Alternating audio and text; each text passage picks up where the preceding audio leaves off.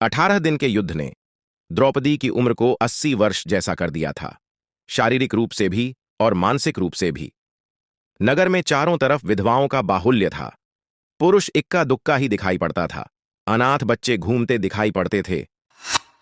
और उन सबकी वह महारानी द्रौपदी हस्तिनापुर के महल में निश्चेष्ट बैठी हुई शून्य को ताक रही थी।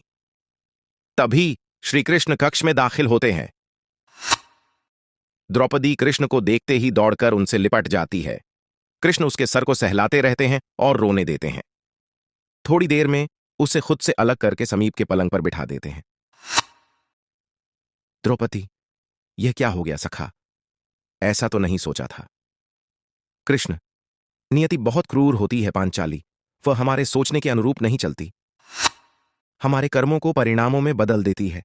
तुम प्रतिशोध लेना चाहती थीं और तुम सफल हुई द्रौपदी। तुम्हारा प्रतिशोध पूरा हुआ। सिर्फ दुर्योधन और दुशासन ही नहीं, सारे कौरव समाप्त हो गए।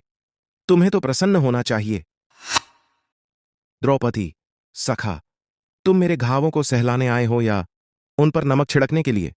कृष्ण, नहीं द्रौपदी, मैं तो तुम्हें वास्तविकता से अवगत कराने के लिए आया हूं। हमारे कर्मों के परिणाम को हम दूर तक नहीं देख पाते हैं, और जब वे समक्ष होते हैं तो हमारे हाथ में कुछ नहीं रहता।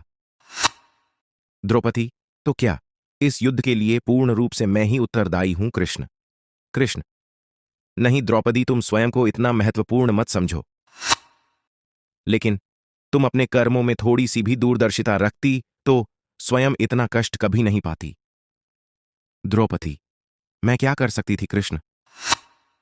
कृष्ण, जब तुम्हारा स्वयंवर हुआ तब तुम कर्ण को अपमानित नहीं करती और उसे प्रतियोगिता में भाग लेने का एक अवसर देती तो शायद परिणाम कुछ और होते। इसके बाद जब कुंती ने तुम्हें 5 पतियों की पत्नी बनने का आदेश दिया, तब तुम उसे स्वीकार नहीं करती तो भी परिणाम कुछ और होते। और उसके बाद तुमने अपने महल में दुर्योधन को अपमानित किया। वह नहीं करती तो तुम्हारा चीर हरण नहीं होता, तब भी शायद परिस्थितियां कुछ और होती। हमारे शब्द भी हमारे कर्म होते हैं द्रौपदी, और हमें अपने हर शब्द को बोलने से पहले तोलना बहुत जरूरी होता है। अन्यथा उसके दुष्परिणाम सिर्फ स्वयं को ही नहीं, अपने पूरे परिवेश को दुखी करते रहते हैं।